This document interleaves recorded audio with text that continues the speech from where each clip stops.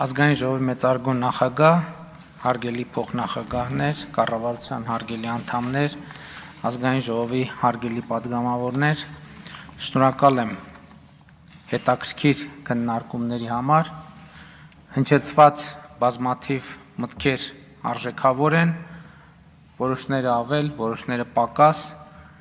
որոշները արժեքավոր են իրենց անարժեք լինելու մեջ, որովհետև մտածելու երբեմն ավելի ակտիվ տեղիք են տալիս։ Ես քննարկմանը ամբողջ մասնակցեցի եւ հետևում էի մտքերի փոխանակությանը եւ ես ինձ հարց էի տալիս, որ եթե ես լինեի ընդդիմադիր, ինչպես կքննադատեի մեր կառավարությանը եւ կքննադատեի արդյոք թե ոչ, եւ հետո արձանագրեցի, որ աշխարհում չկա եւ երբեք չի եղել եւ երբեք էլ չի լինի որևէ կառավարություն, որին օբյեկտիվորեն եւ սկզբունքորեն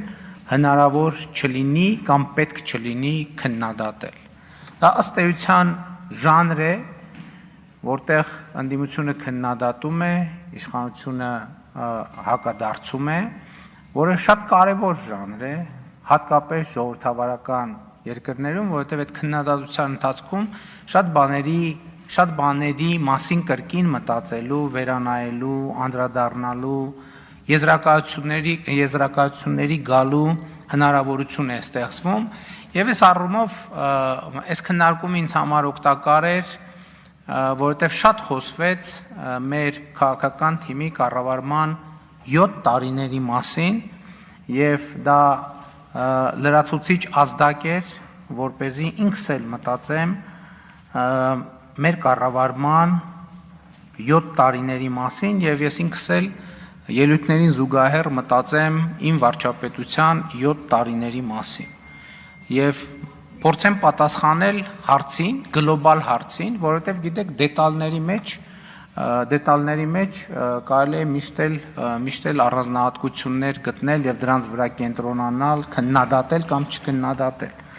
Բայց մեծ պատկերի մեջ, երբ որ ես ինքս ինձ հարց եմ տալիս, ինչպիսին էր վիճակը 2018 թվականի հունիսին եւ ինչպիսին է վիճակը 2025 թվականի հունիսին, ինչպիսին է ես 2018 թվականի հունիսին եւ ինչպիսին եմ ես 2025 թվականի հունիսին։ Երբ որ այս հարցը ինքս ինձ հետ մենակ մնալով անկեղծորեն, որովհետեւ ուրիշների առաջ խոսել մի բան է, ինքդ քեզ հետ խոսել այլ բան է, որովհետեւ ուրիշների հետ խոսալիս կարելի է ինչ որ բան չհիշատակել, բայց ինքդ քեզ հետ խոսելիս հնարավոր չէ որևէ բան չհիշատակել, որովհետև այդ ամբողջը հիշատակված է։ Եվ հիմա ուզում եմ հետևյալը խոսել, երբ որ ես մտածում եմ իմ մասին 2018 թվականի հունիսին, երբ որ ես նոր Հայաստանի Հանրապետության վարչապետ դարձա, ընտրվեցի, շատ արագ ես ինքս ինձ համար արձանագրեցի, որ ես Հայաստանի Հանրապետության վարչապետ եմ պայմանականորեն եւ ես ավելի շատ ֆորպոստի վարչապետ եմ։ 2025 թվականի հունիսին ինձ համար ամենաշատը հենց սա է փոխվել, որ ես արձանագրում եմ, որ Հայաստանի Հանրապետության լիարժեք եւ ամբողջական վարչապետ է։ Ինչի շնորհիվ է տեղի ունեցել այս ամենը։ Իհարկե, քաղաքական թիմի, քաղաքական կուսակցության դերը որևէ կերպ հնարավոր չի նսեմացնել խորհրդանական մեծամասնության, բայց ես ուզում եմ ընդգծել, որ սա տեղի է ունեցել առաջին հերթին մեր նահատակների եւ Հայաստանի Հանրապետության ժողովրդի շնորհիվ։ Բայց ես նաեւ ուզում եմ պարզաբանել,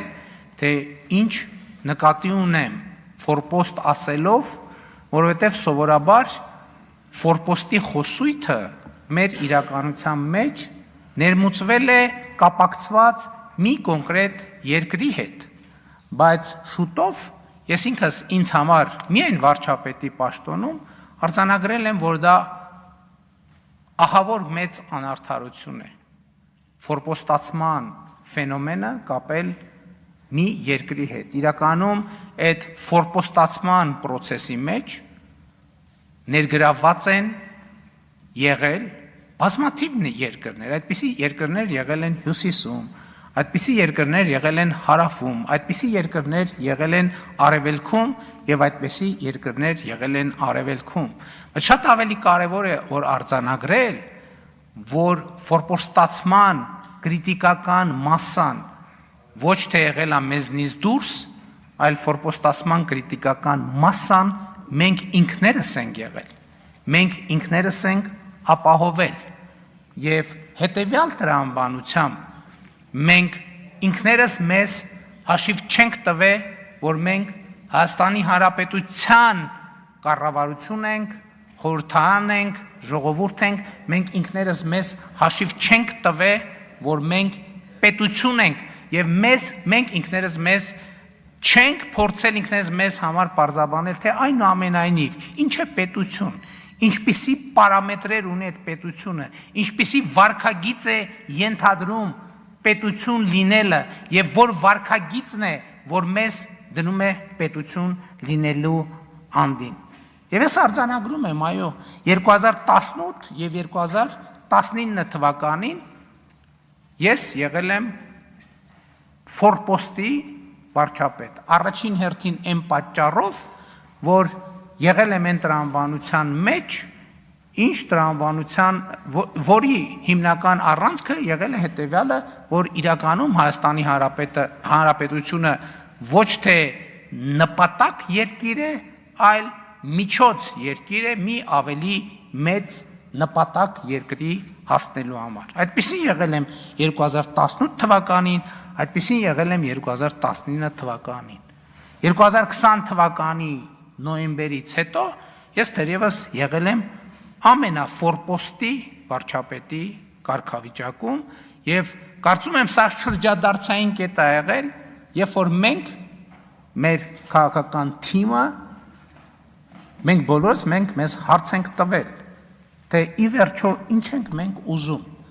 Մենք գտնվել ենք վերջնական եւ ամբողջական ֆորպոստացման գծի եզրին։ Եվ մենք մեզ հարց ենք տվել, մենք ուզում ենք այդ գիծը հատել, թե մենք չենք ուզում այդ գիծը հատել, եւ մենք որոշել ենք, որ մենք չենք ուզում այդ գիծը հատել, եւ այս այն կետն է, որտեղ մենք որոշել ենք, որ Հայաստանում պետքա տեղի ունենա արտահերթ խորհրդարանական ընտրություններ եւ ժողովուրդը պետքա կայացնի որոշումներ, իհարկե առաջին հերթին մենք ինքներս պետքա կայացնենք որոշումներ։ Եվ այս process-ը շատ կարևոր է արձանագրել, որ ինքը